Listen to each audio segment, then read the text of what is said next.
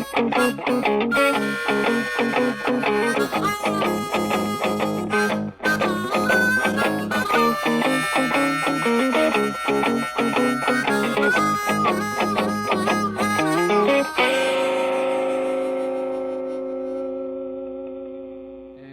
rolling. Hey there, everybody, and welcome to this week's episode of In the Kitchen with Vincent. Y'all, I am so blessed and honored to have you in my kitchen for yet another week. And y'all, I got something exciting for you. So if you don't know, I just turned 25 this past week. So thank you for all the birthday wishes and all that stuff. But y'all, my mom sent me this amazing birthday gift, and I had to share it with y'all because it's truly a gift for all of us. So today we're going to be doing a special recipe to highlight that birthday gift. But let me tell you what we're going to be cooking today.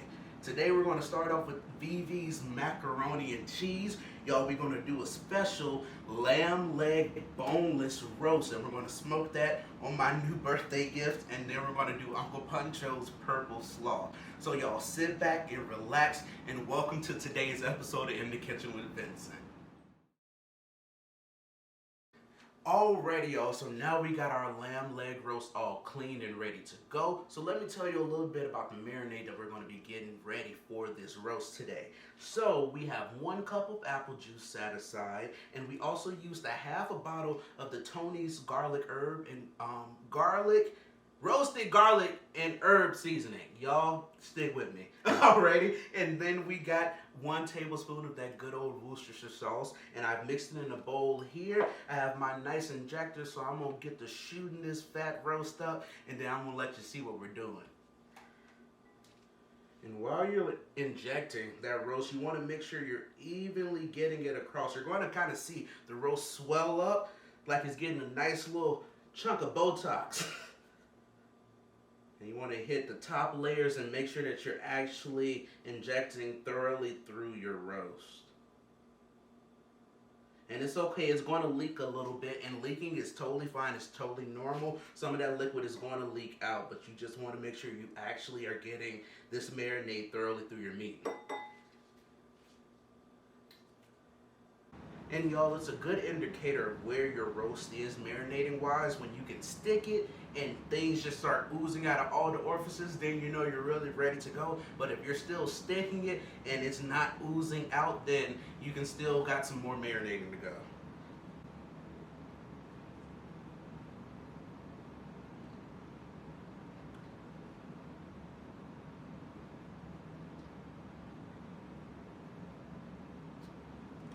Alrighty, y'all, so that roast is starting to look like she got a BBL, so we're going to slide her in this pan, and then we're going to sit her aside, and then we're going to get this coleslaw ready for you. Alrighty, catch you later. Alrighty, y'all, so we got our lamb roast marinating away, and now it's time to get this coleslaw ready so we can get our roast on the grill. But let me just talk you through everything that we're going to have in this coleslaw. So we're going to have the purple-headed cabbage. I only ended up using half, and I cut it down pretty well, not quite minced it. Bite pieces, but you want to still know that you're biting into a cabbage. I also have half of a rather large carrot. This is the other half, so you can only imagine how big the rest of the carrot was. So I have half of a carrot here, minced up. I have about a fourth of a cup to a half of a cup of minced up dill pickles that I have. I have a fourth of a cup of pickle juice, some minced up parsley, and I also have 1 whole de-seeded jalapeno. And just to let you know about the dressing that we're going to be making, I have a half of a cup of mayonnaise, and I also, for my seasoning mix and things, I have 1 tablespoon of Dijon mustard, 3 tablespoons of sugar, 1 tablespoon of Creole seasoning, a half a tablespoon of garlic powder, and a half of a tablespoon of black pepper. So we're going to just start incorporating our vegetables first to get that color going. And that's one of my favorite parts about this coleslaw, is just how colorful it is. I'm so sorry. And it's a beautiful thing for the summer. You all are doing your outdoor gatherings with your friends and family, and it's just something that looks nice on the table. So I'm going to make sure those vegetables are mixed in well without trying to make too much of a mess. Awesome. Throw in those jalapenos. Make sure we don't miss none. Awesome. Okay, and at this point, y'all, I just go ahead and make sure I toss that parsley in and get the pickle juice going as well, just so that that pickle juice is in there before the mayo is in there, so that make sure that fully coats our vegetables.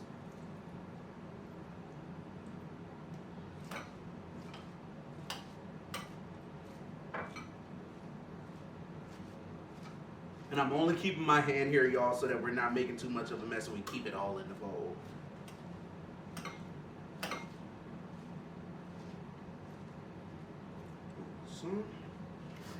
Awesome. Just gonna sit this here in a good space. Awesome. And the seasonings. And there's no point to do this separately, y'all. Just go ahead and toss your mayo in.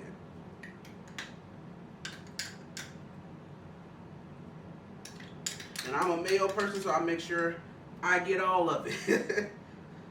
And I'm just going to take the spoon because it may be easier and less messy than using that other instrument.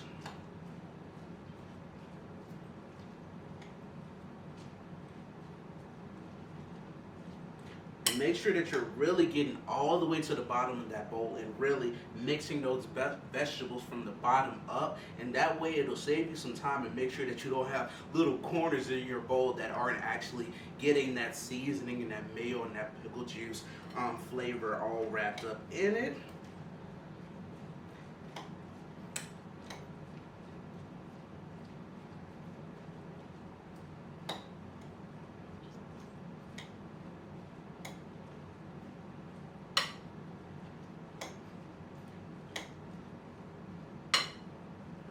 I'm going to start consolidating these bowls.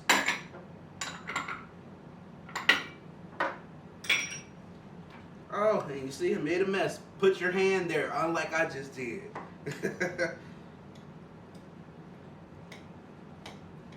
Awesome, y'all. So it's starting to look so good. It's starting to look very well incorporated, making sure that that seasoning and that liquid mix is evenly mixed throughout our vegetables. And I can smell the seasonings. Woo. They'll clear you out, y'all. Awesome. And when you're done and you're ready to get ready for the fridge, your coleslaw should be looking a little something like this. Awesome. So now you just will take your saran wrap, wrap it and cover it, and now it's time to get the lamb roast ready. So I'm going to wrap this up, and then you're going to meet me right back here so we can get that rub going.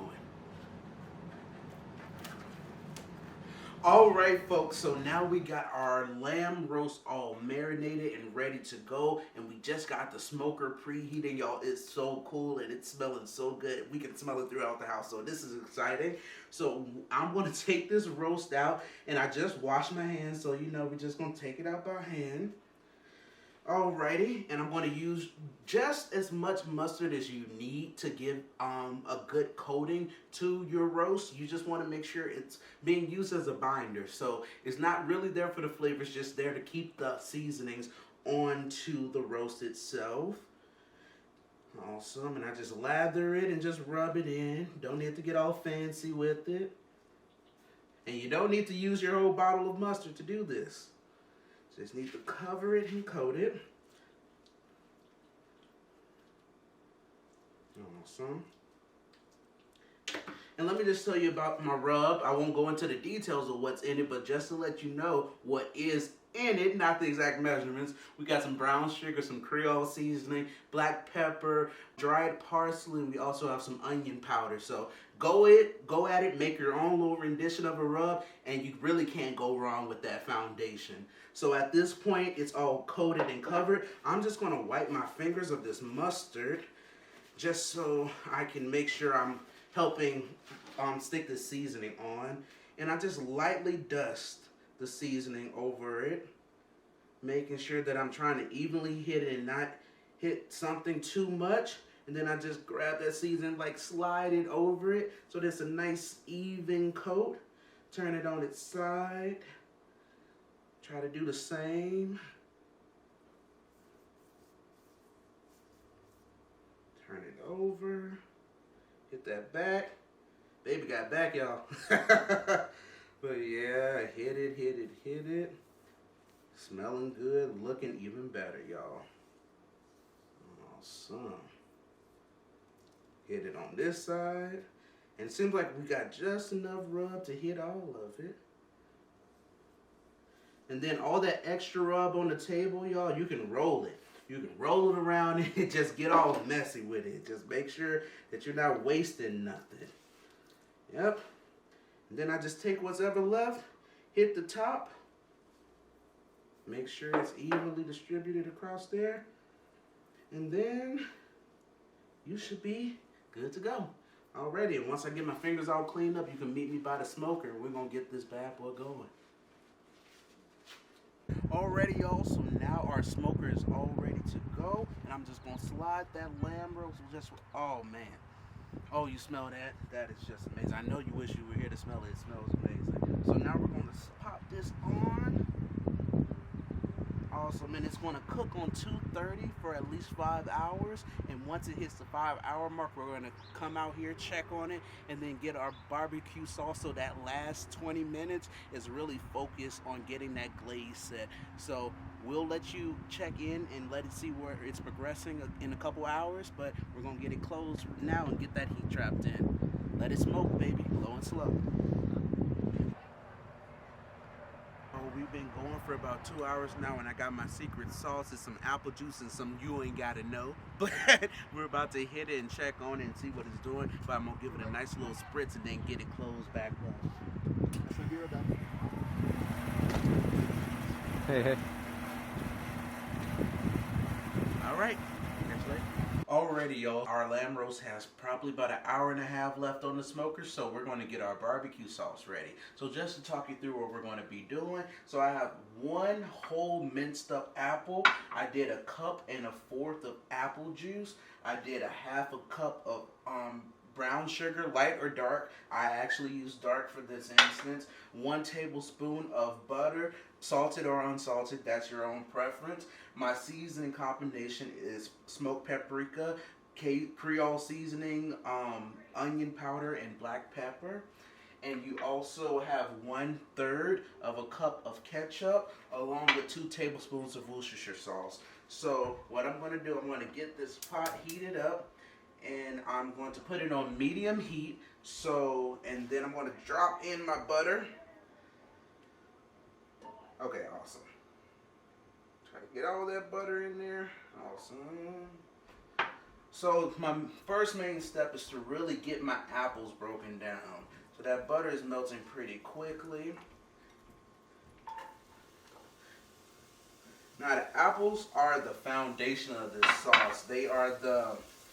You really want the apple barbecue sauce flavor to come through, so you want those apples to really break down. And you don't want chunky apples, you want it to kind of puree and become like an apple sauce.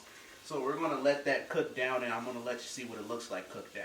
So I've been sauteing these apples for about 5 minutes now, and they're smelling so good, and they're nice and brown. So now I'm going to add in my apple juice. And remember, I added 1 1/4 cups of apple juice. Awesome.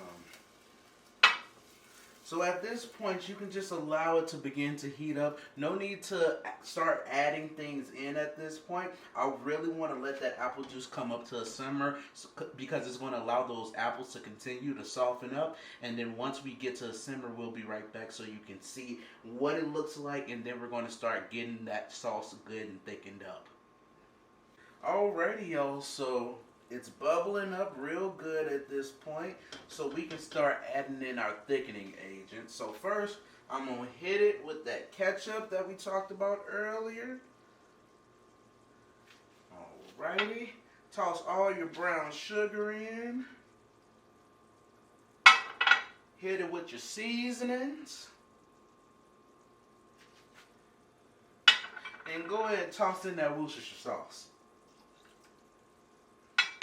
Alrighty, y'all, you want to make sure you're giving a good mix. Oh, it look like I'm missing a little seasoning. I don't like to miss no seasoning, because if you already ain't found out by this point, if it ain't got no seasoning, it ain't got no flavor. And if it ain't got no flavor, it ain't there. Alright, so make sure you get all of your seasoning. Alrighty. And I'm going to just mix this and make sure it gets, once it gets to a good simmer, I'm going to let it cover and let it cook on medium low, just so that it can begin to thicken up. Already, y'all, my barbecue sauce has reached my desired consistency, so now I'm just going to turn that off. And currently I have a pot that's just going on medium-high heat. I have about 4 cups of water in there. I added about a tablespoon of chicken bouillon seasoning and half a tablespoon of salt, just to salt my water. And I'm going to add my elbow pastas in. I'm going to do a whole pound of elbow pastas. And I'm going to cook it till it's al dente, or a little bit just before. So I'm going to cook it for about 6 to 7 minutes. And then once it's all cooked, we'll be right back so you can see what that's looking like. Alrighty, y'all, so our noodles are boiling and getting ready. We're going to get our cheese sauce started. And I have 2 tablespoons of butter in my cast iron skillet that I am melting down right now. And it's just about melted down, so I'm going to add in about a tablespoon to a tablespoon and a half of flour. I'm just going to about eyeball it. Righty. And this is just to be your foundation of your cheese sauce, a nice little light roux.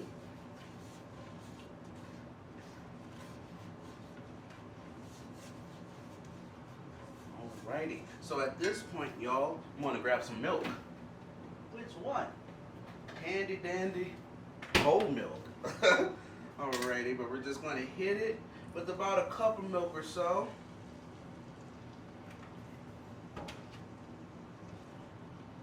And we're going to mix that in and let it simmer. And once it starts to thicken up, we'll get that cheese started. Alrighty, y'all, so now it's began to thicken up. So now I'm going to season it with just a little bit of Creole seasoning, just lightly. I'm going to hit it with just a little bit of onion powder. And just a dash of black pepper. Alrighty, we're going to give that a mix. And then I'm going to start by adding a cup of my Colby Jack cheese.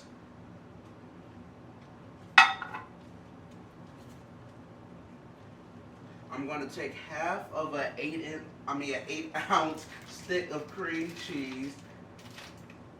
Just about half. Just going to eyeball it. Toss that in. And we're just going to break that down before we add some more cheese in.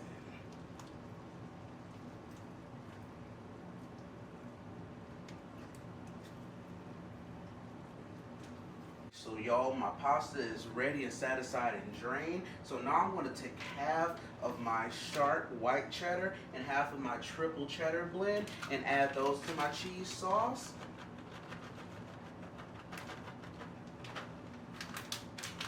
Just eyeball it. It doesn't have to be perfect, but you do want to save some of the cheese to top your mac and cheese with. So you do want to make sure you leave enough to cover.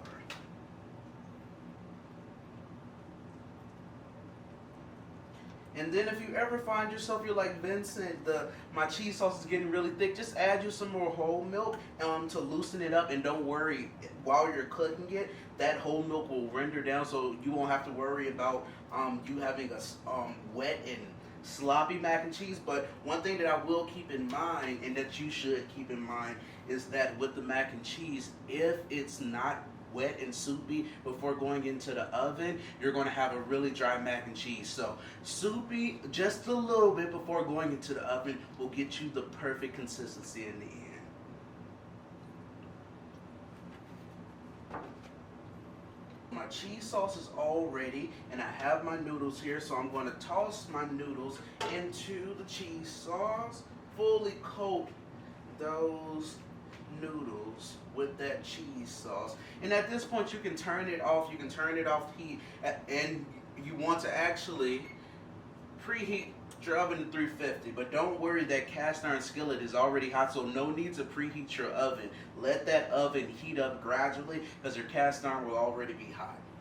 So make sure you just cover that mac and cheese. And y'all, here's my little secret to my mac and cheese. Right at the end, I grab a spoon and I just get a good little spoonful of sour cream, and it gives it just a wonderful little taste. So that's what we're going to do. Toss it with that. Just give it a mix. And then once we get it all mixed in, we're going to top it with cheese and then head it to the oven. But we'll let you see what we're working with.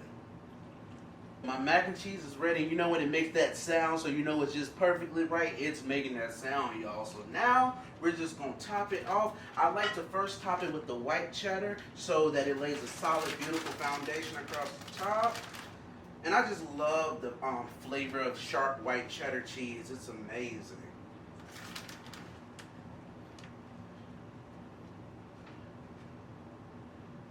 Awesome.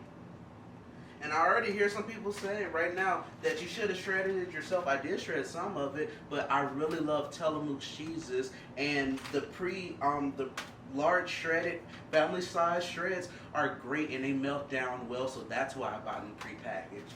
And then I'm just going to hit it with the triple cheddar blend up top for that beautiful color. Make sure you spread it, hit the edges and corners so you get that beautiful brown crust.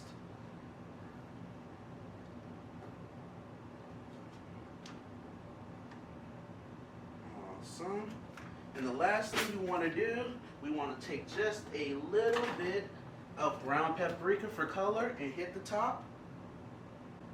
Just a little bit. And then you take some parsley flakes for color, hit the top.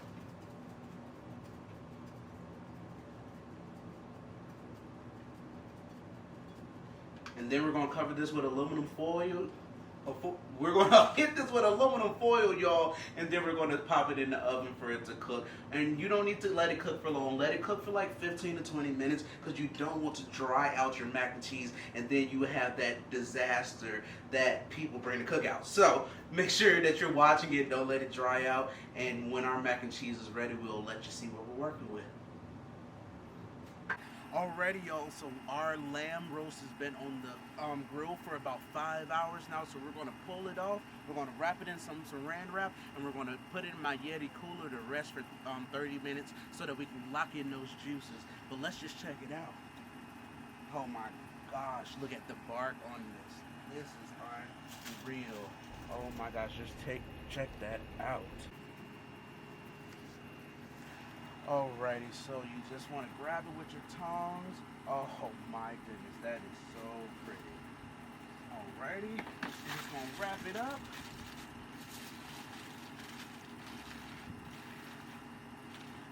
Take her, open up this cooler. I'm gonna slide her in.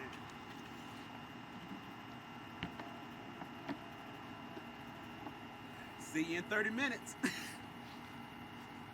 Alrighty, y'all, so my mac and cheese has been in the oven for about 10 minutes, and the cheese on top at this point should have been melted. So I'm going to take the aluminum foil off so that I can make sure that I'm browning the top. And I know for a lot of y'all, you may crank that heat up in the oven just to make sure that you brown that top.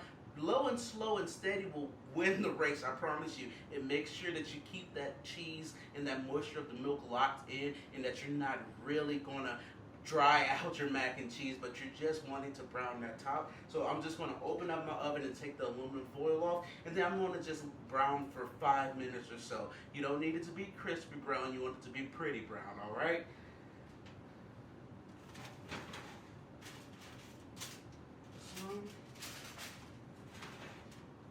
Already in 5 more minutes, and that should be ready to pull out, and then we can show you all the delicious stuff that we're working with.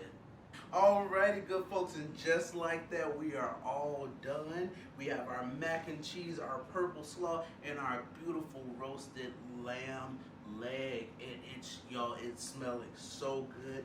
But I just want to cut straight into that lamb leg so we can see what that smoke ring is looking like and what that ninja really did. So we're just going to cut into it, and y'all, it smells absolutely divine. Oh man, it's always so tender. Oh, are y'all ready for this? I'm so ready for it. Oh my goodness. Look at that, y'all. Look at that smoke ring. Oh, I'm just smelling the aromas. I'm sorry, y'all. I'm caught in the moment. So what we're going to do, I'm gonna individually slice it so that you can see what it looks like. But you want to keep the netting on it just to help it maintain its shape because it was a boneless and not a bone-in leg. So yeah, we're going to cut it up and we're going to get this food plated, and then we're going to give it a taste for you all to taste all of this amazing spread we got here. Yo, so now I got my plate and it's looking so good, so I got to dig in. I'm going to try my mac and cheese first, and it's, oh, it's so, oh my goodness.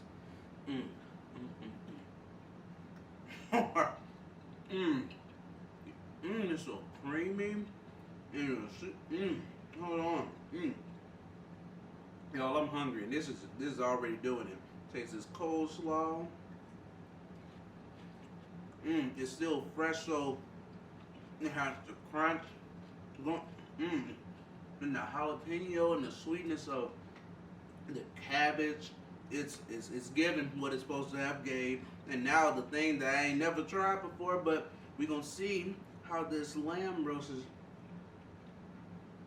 Now you better shut your mouth and keep on talking. Cause this right here is what it's supposed to be. Try this with this little sauce, barbecue sauce. Let's see. You want some?